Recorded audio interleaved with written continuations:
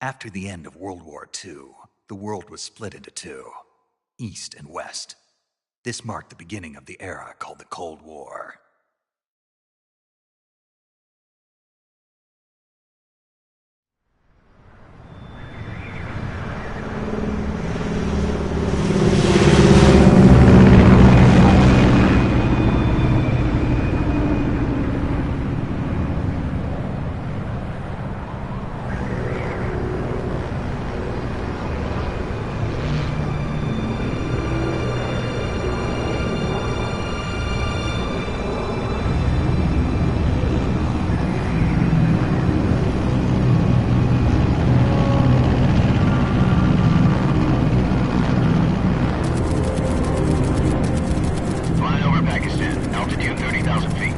Approaching Soviet airspace.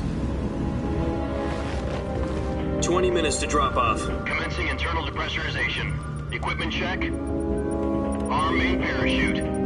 All right. You ready to go? Drop zone still showing a high pressure mass.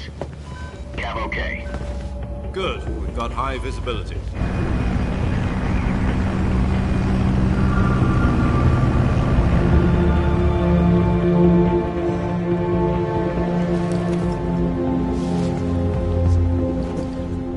Cigar. Connecting oxygen hose to interior connector. Put on your mask.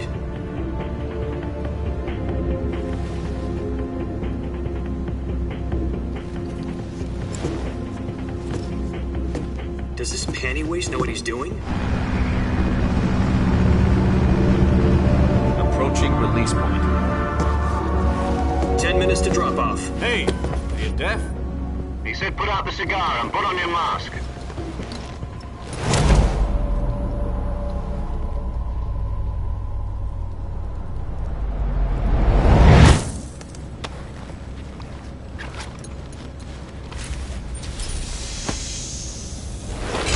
Depressurization complete.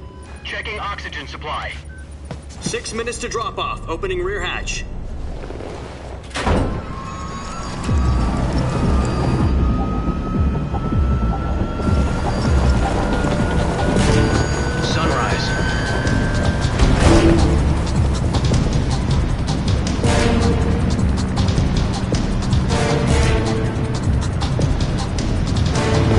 Temperature minus 46 degrees Celsius.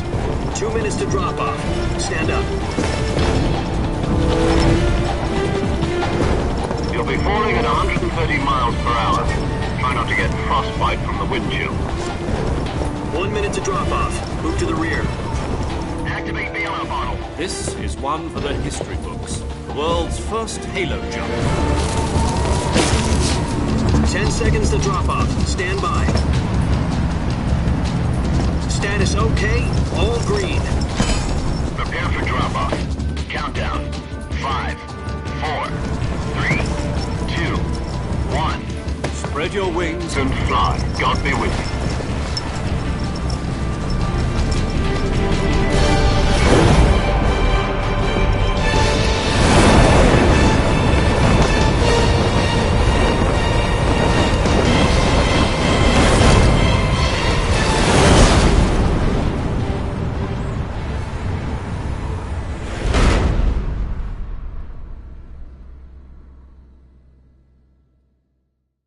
Jack, I've got some important news. The head of the CIA has finally given us the green light for the virtuous mission. Virtual mission? No, the virtuous mission. The future of our Fox unit depends on it. If it succeeds, we'll be officially organized into a unit. Virtuous mission? Sounds like some kind of initiation ritual. You know, don't get cocky. This isn't a training op. Right. So what exactly is this wonderful mission? Well, about 2 years ago, a certain Soviet scientist requested asylum in the West through one of our moles. His name is Nikolai Stepanovich Sokolov. He's head of the OKB 754 Design Bureau, one of the Soviets' top-secret weapon research facilities, and the East's foremost expert on weapons development. Sokolov? Isn't he that famous rocket scientist? The very same. On April the 12th, 1961, the Soviets achieved the first manned spaceflight in history. The Earth was blue, but there was no God. Gagarin into orbit was the A-1, known as the Vostok rocket. Sokolov is said to be the man most responsible for the multi-engine cluster used in that rocket. After Gagarin's flight, Sokolov left rocket development to become the head of the newly established Design Bureau. From a lowly technician to head of a design bureau, that's quite a success story, so why'd he want to defect? It seems he'd become afraid of his own creations. Afraid? Call it a crisis of conscience. And for that, he left his country and his family behind and went over the fence? Not exactly. One of his conditions was that his family was also to be taken safely to the west. We used a mole to get the family out first and succeeded in sneaking Sokolov over the Berlin Wall shortly afterwards. I was the one who conducted the operation. The security on the eastern side was still full of holes back then. Then what? We got Sokolov over in one piece, but the whole ordeal had left him exhausted, and we checked him into a hospital in West Berlin. It took him 2 weeks and more than 600 miles to get from the research facility in the Soviet Union to Berlin. He was in no condition to say anything coherent. And it was only a week later that we had something much bigger on our hands. The Cuban Missile Crisis. October the 16th, 1962, President Kennedy received word that the Soviets were in the process of deploying intermediate-range ballistic missiles in Cuba. The President demanded that the Soviets dismantle and remove the missiles. At the same time, he announced a naval blockade to prevent further missile shipments from reaching Cuba. But the Soviets didn't back down, instead placing their armed forces on secondary alert. Soviet transport ships carrying missiles continued on course towards Cuba. US and Soviet forces went on alert for an all-out nuclear war. Frantic negotiations were conducted through the UN's Emergency Security Council and unofficial channels to end the hair-trigger standoff. Finally, on October the 28th, the Soviet Union agreed to remove its missiles from Cuba, and so the world avoided a nuclear holocaust. But in order to get the Soviets to pull their missiles out, we had to make a deal. You mean the one where the US agreed to remove its IRBMs from Turkey? No. The Jupiter IRBMs deployed in Turkey were obsolete, and we were going to get rid of them anyway. They had no strategic value whatsoever to either the US or the Russians. The Turkey deal was a ruse, a cover story that was fed to the other intelligence agencies around the world. So what did the Russians really want? Sokolov. They wanted us to return Sokolov. You mean the Soviets pulled out of Cuba just to get their hands on Sokolov? That's right. What the hell was he working on? At the time, we had no idea. We were running out of time. It was either give up Sokolov or risk full-scale nuclear war. In the end, we had no choice. President Kennedy gave in to Khrushchev's demand. The next day, I got Sokolov out of the hospital, handing him over to agents on the eastern side. Sokolov kept on screaming, "Save me," until he disappeared from my sight. Then, a month ago, we received some new information from one of our moles. About Sokolov? Yes. He was taken back to the research facility and forced to continue working on the weapon in question under KGB supervision. What's more, it's on the verge of completion. So what kind of weapon is it? Something to do with space rockets? No, missiles. Same technology. I guess you're right. We don't know the details, but it appears to be a new kind of nuclear device. For half a year now, the Soviets have been conducting frequent nuclear tests at Semipalatinsk. Something to do with the weapon, I assume. We're talking about a secret weapon so big that Khrushchev was ready to pull out of Cuba to get it back. Is Sokolov still in the facility? No. According to our intelligence, he's in Selinoyarsk, a place in the mountains about 3 miles to the west that's known as the Virgin Cliffs. The Virgin Cliffs. Nice name for a virtuous mission. They moved him there just recently. Why? Apparently, they're conducting a field test of the weapon, but it's our best chance to get him back. This mission would never have been possible if he was still in the research facility. This is our last chance. Sokolov must have known that too when he contacted us.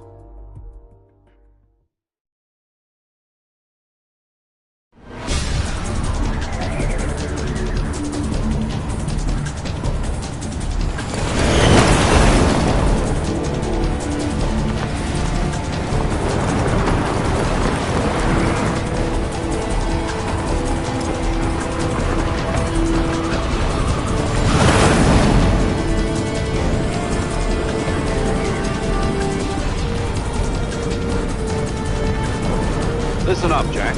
Your mission is to infiltrate Selino Yask in the Soviet mountains, ensure the safety of Sokolov, and bring him back to the West.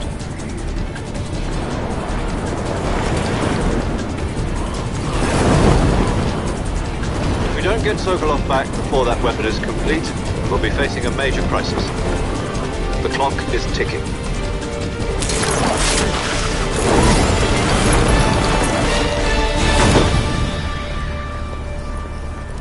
Once we've confirmed the rescue of Sokolov, stand by at the recovery point. A recovery balloon will be dropped at that point. Helium will be pumped into the balloon to inflate it. The process takes about 20 minutes. Once it's complete, the gunship's arm will latch onto the balloon and pull it up. The Fulton surface-to-air recovery system. I'm familiar with the theory. Take it easy. It's been combat-proven. Do you think Sokolov is up to it? The shock will be less than during a parachute jump, and the arm can handle up to 500 pounds. So you're planning on going over the border in a single combat Talon? She's equipped with two 6-barrel 20mm Vulcan cannons, As well as two 40mm machine guns. Sounds like she could hold her own. Reserve tank, we're facing a 4-hour time limit. If all goes well, it shouldn't take more than a few hours. Home in time for dinner. But if anything goes wrong, You'll be eating dinner, breakfast, and all the rest of your meals in the jungle.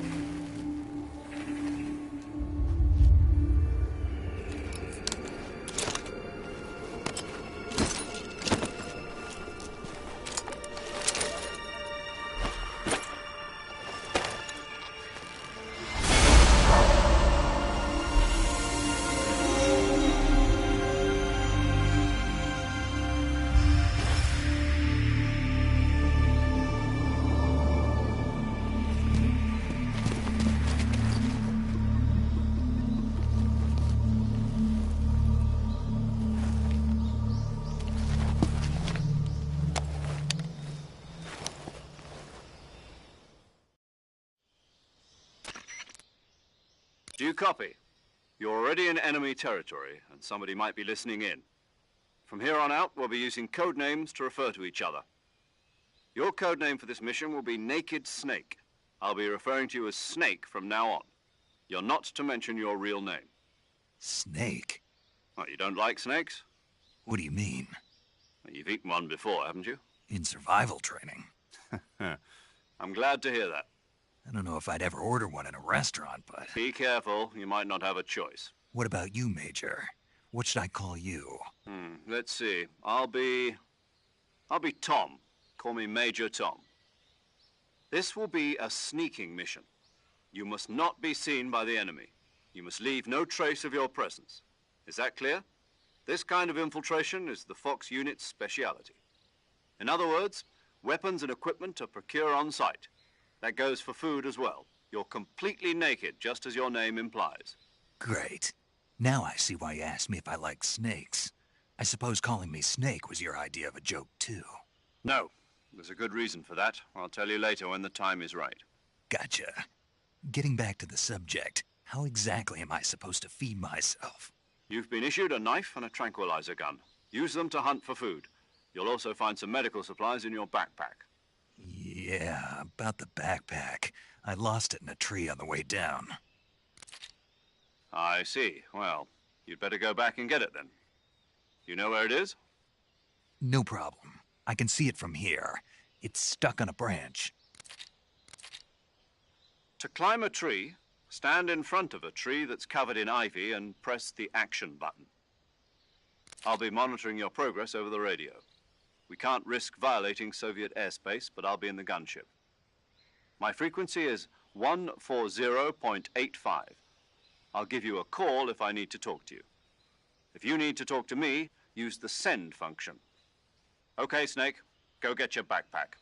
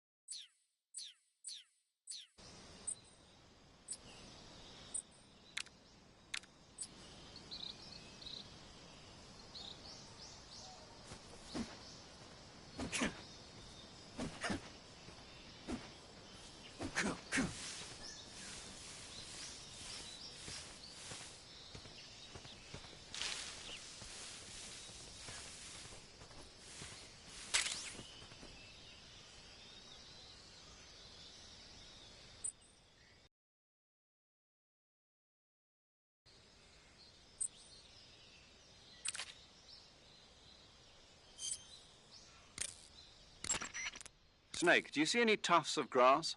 Yeah, What kind of grass? just ordinary grass. Nothing special. You should check it anyhow. It's pretty thick grass, about waist high. If you crawl into the grass, you can advance under cover. When you do, the camera automatically switches to intrusion view. If you want to stand up again, press and hold the crouch button once more. If you press the crouch button briefly, you'll crouch in that spot. This allows you to observe things without blowing your cover. Got it? Yeah, but But what? was that the only reason? What do you mean? You had me check it just so you could tell me that? That's right. Pretty useful, huh? Right. Shall we carry on? By all means. Even when hidden in grass, if you make a noise, your enemies will locate you. When enemies are nearby, move with slight movements of the movement stick. That way you can proceed with minimal disturbance.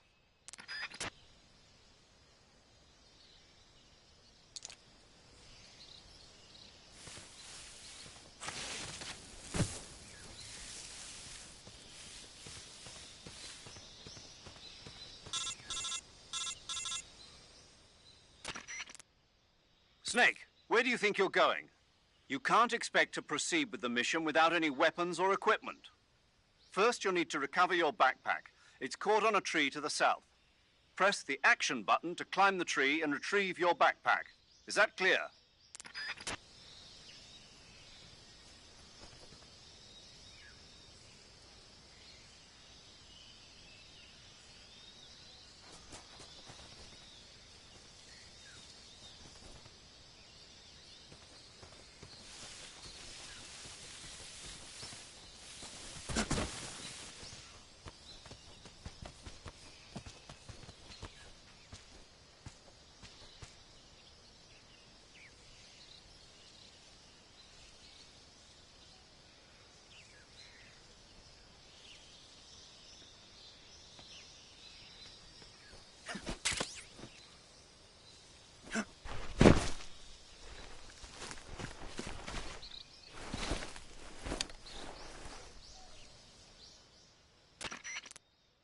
I see you've retrieved your backpack, Snake.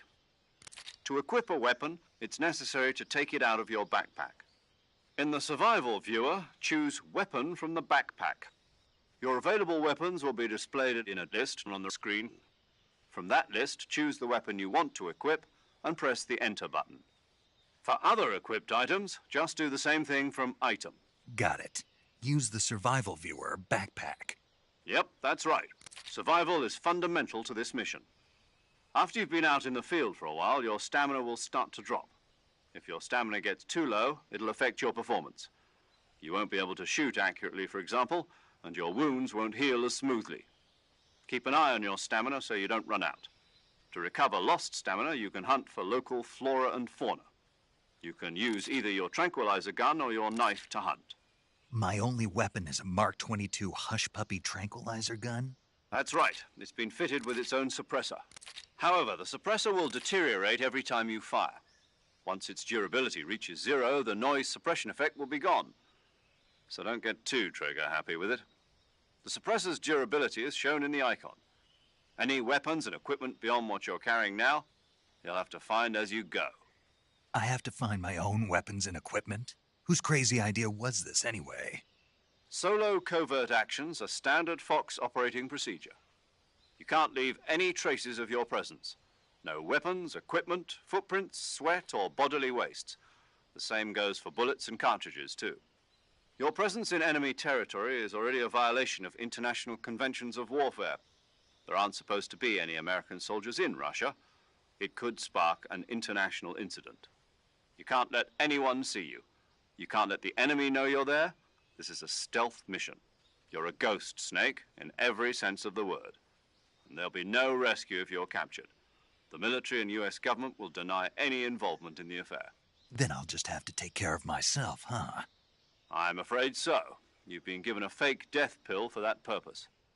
SIS guidelines stipulate that soldiers on covert ops like this one be issued a potassium cyanide capsule.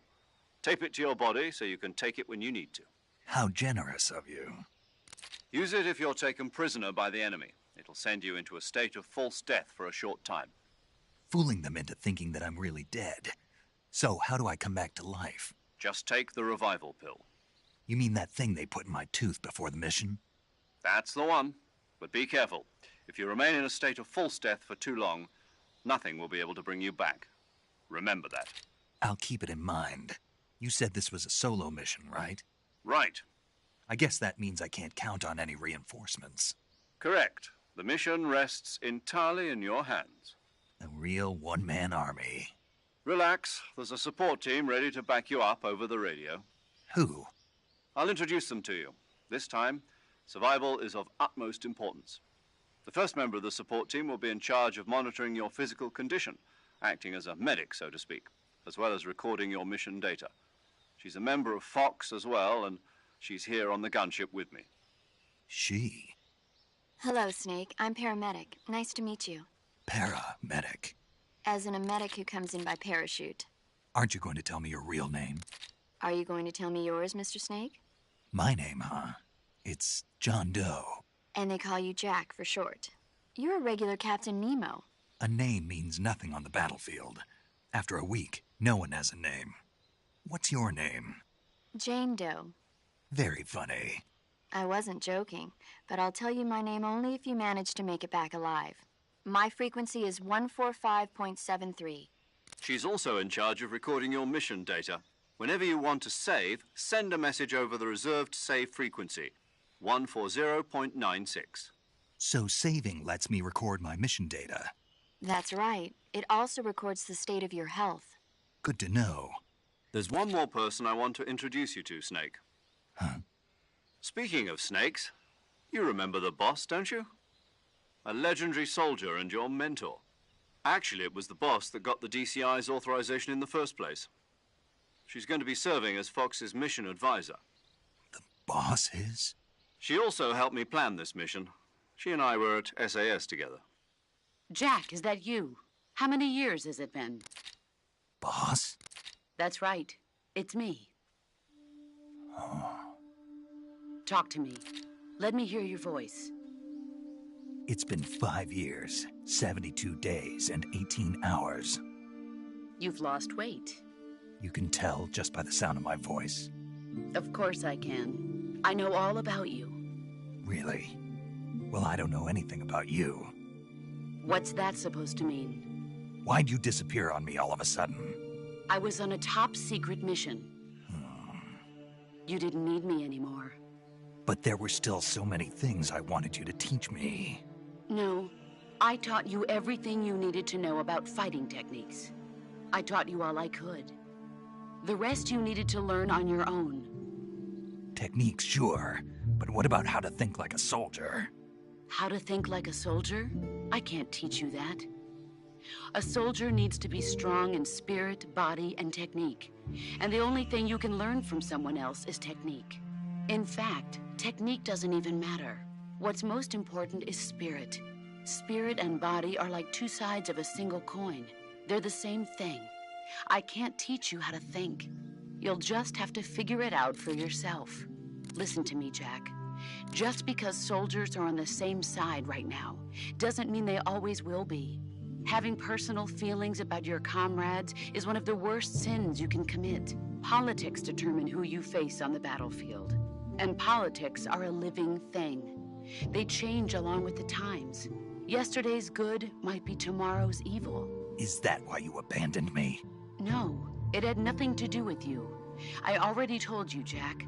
I was on a top-secret mission. A soldier has to follow whatever orders he's given. It's not his place to question why. But you're looking for a reason to fight. You're a natural-born fighter, but you're not quite a soldier. A soldier is a political tool, nothing more. That's doubly true if he's a career soldier. He has no enemies and no friends. Only the mission. You follow the orders you're given. That's what being a soldier is. I do whatever I have to get the job done. I don't think about politics. That's not the same thing. Sooner or later, your conscience is going to bother you. In the end, you have to choose whether you're going to live as a soldier or just another man with a gun. There's a saying in the Orient, loyalty to the end. Do you know what it means? Being patriotic. It means devoting yourself to your country. I follow the president and the top brass. I'm ready to die for them if necessary. The president and the top brass won't be there forever. Once their terms are up, others will take their place. I follow the will of the leader, no matter who's in charge. People aren't the ones who dictate the missions. Then who does? The times. People's values change over time, and so do the leaders of a country. So there's no such thing as an enemy in absolute terms. The enemies we fight are only enemies in relative terms, constantly changing with the times. As long as we have loyalty to the end, there's no point in believing in anything, even in those we love. And that's the way a soldier's supposed to think? The only thing we can believe in with absolute certainty is the mission, Jack. All right, but do me a favor. What is it? Call me Snake. Snake. Oh, right. Your code name is Snake. It suits you well. That's right. The legendary unit that the boss put together during World War II was a snake. The Cobra unit, a group of heroes that brought the war to an end and saved the world. As long as you've got a legendary hero backing you up, you'll be fine. Isn't that right, Snake? Yeah, I can't think of anyone else I'd rather have with me. Oh, and one more thing, boss. Yes? It's good to hear your voice again. Same here. After all, who knows if either of us will make it out alive? Snake, you are always best at urban warfare and infiltrating buildings. But this is the jungle. Survival is going to be key. Those CQC techniques I taught you are sure to come in handy. CQC? Close quarters combat, huh? I've been in the Green Berets for the past few years. I'm probably pretty rusty. Not to worry. I'll be here to help you remember. After all, this is your first actual survival mission. I'll be supporting you over the radio. Where are you, boss? Next to the Major? The boss is communicating with us by radio from aboard a Permit-class submarine in the Arctic Ocean. My frequency is 141.80. Call me if you need my advice on battle techniques. Gotcha. Your mission is to retrieve Dr. Sokolov. Dr. Sokolov is being held in an abandoned factory located to the north of your current position. Avoid heavy combat and don't let anyone see you. Don't forget that this is a stealth mission. Snake, try to remember some of the basics of CQC.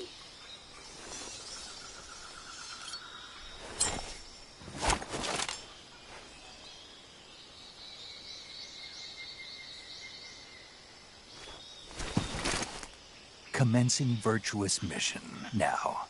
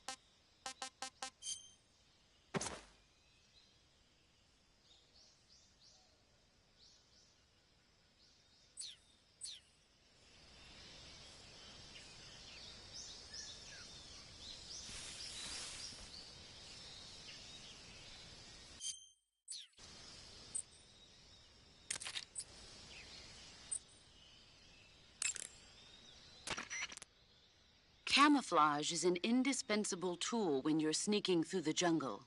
To use camouflage, first press the Survival Viewer button to go to the Survival Viewer. Then select Camouflage and press the Enter button. Select Uniform to select Battle Fatigues, and Face to select Face Paint. Choose battle fatigues that match the surrounding environment. The most effective camouflage is attained by selecting fatigues that blend in with the environment. Camouflage patterns that stand out in your surroundings will attract attention.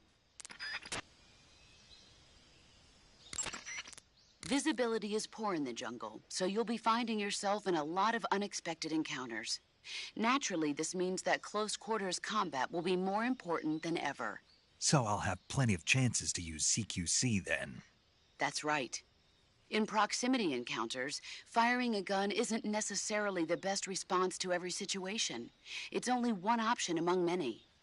Rather than taking the time to draw, aim, and fire a gun, engaging your opponent in hand-to-hand combat can sometimes be a faster and more reliable way of subduing him. Besides, in a sneaking mission like this one, it's too dangerous to go around firing your gun. You'll end up revealing yourself to the enemy. Yeah, I know. You created CQC to deal with exactly this type of situation. With your help, of course. In a battle situation, you'll only have a split second to decide how to attack. Press the aim button to get ready, then use the attack button to attack using a weapon. Use the CQC button to attack using CQC. Press the CQC button once to throw a punch. Pressing it multiple times in succession will allow you to deliver a combo attack. But striking your opponent is just one aspect of CQC. It doesn't really start to shine until you've got your enemy in a hold. Press and hold down the CQC button to grab your opponent with your hand. From there, you can use the movement stick to knock your opponent off balance and throw him to the ground. This can be used to knock an opponent out in a single blow.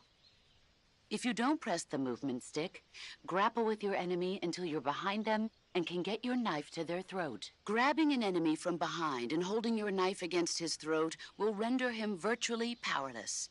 From this point, there are several things you can do. Press the action button to slit the enemy's throat with your knife. Move the movement stick and press the CQC button to throw the enemy to the ground. Tap the CQC button rapidly to choke the enemy. You can use this to knock him out or even kill him if you do it long enough.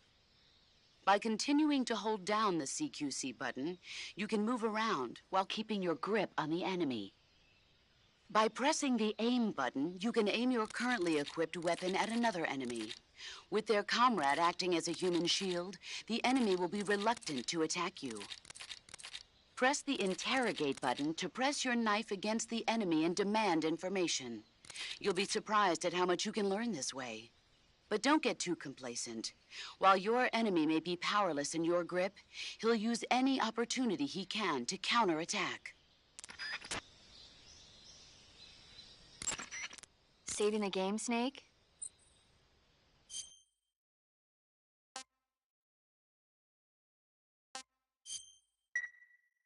Hey, Snake, you ever heard of Godzilla, King of Monsters? No, what is it? It's a movie. You haven't seen it? Nope. It's about this monster called Godzilla, who grows to an enormous size in a nuclear test and goes on a rampage in Tokyo. Nuclear test. Maybe that's why my pants have been so tight lately. Snake, it's a movie, not a report out of Los Alamos. I know. So then what happened? Godzilla is immune to all weapons, and humanity has no way to stop the monster. Dr. Shirazawa develops a new type of weapon, but meanwhile Godzilla is getting closer and closer to Tokyo, obliterating everything in his path. It was originally a Japanese movie, but they made an American version too. I recommend seeing the original Japanese one if you ever get the chance.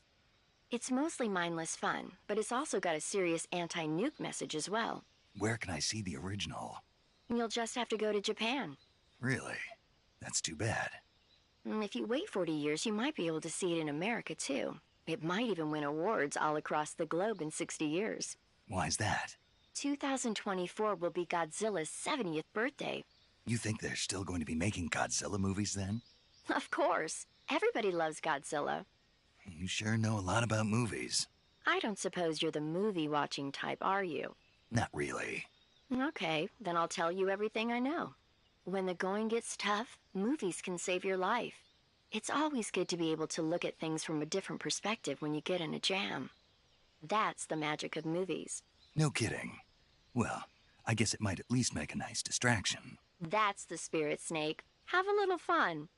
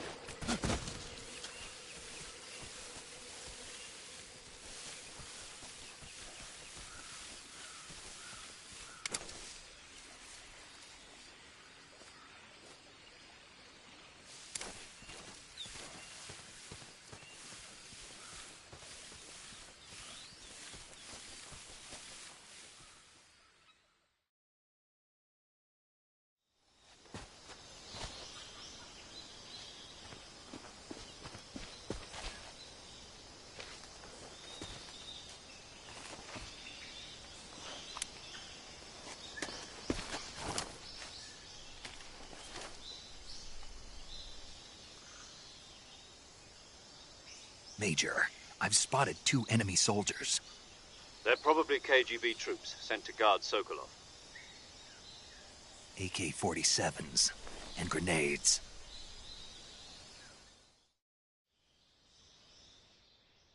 Snake, your presence in Soviet territory is already a violation of international law. We can't let the Kremlin find out that the CIA and the American government are involved. Contact with the enemy is strictly prohibited. Don't engage them in battle either. This is a stealth mission. Got that? The Major is right. The point of this mission is to sneak through the jungle without being seen. The success of the mission depends on how well you use your camouflage. Change your camouflage by selecting Camouflage from the Survival Viewer. The Uniform option lets you pick your uniform, while the Face option lets you change your face paint. Choosing camouflage that blends in with your surroundings will help you conceal yourself more effectively. Also, don't forget that anything that moves will stand out in the jungle. If you just stand up and run around like an idiot, you're bound to be spotted.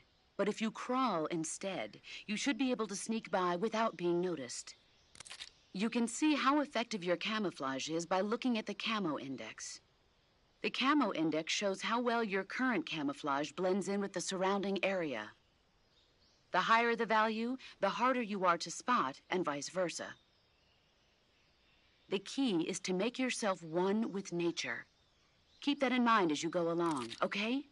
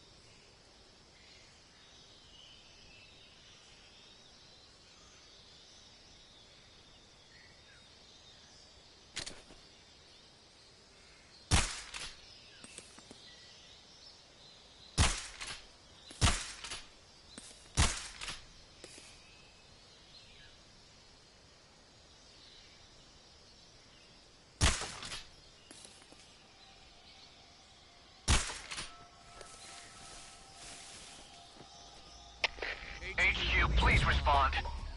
This is HQ. Patrol here. We're being attacked. Enemy position unknown. Going into high alert. Acknowledged. Sending reinforcements. Use extra caution.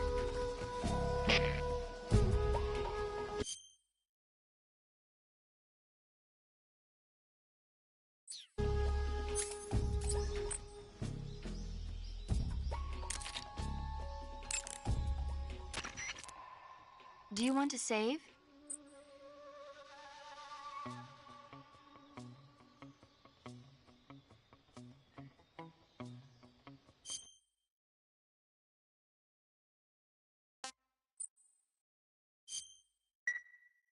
Snake, do you know the